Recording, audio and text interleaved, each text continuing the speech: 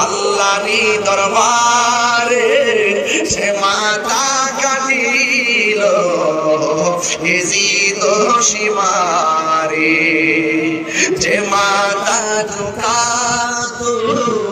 আল্লাহরই দরবারে সে মাথা কাটিল এজিদ সীমারে শাহাদাতের মর্যাদা লাভ করেছি শাহাদাতের মর্যাদা লাভ করেছি আমি মরেছি এমন নয় জিন্দা হয়েছি আল্লাহ জানে ইমাম হুসাইন বলতেছে আল্লাহ জানে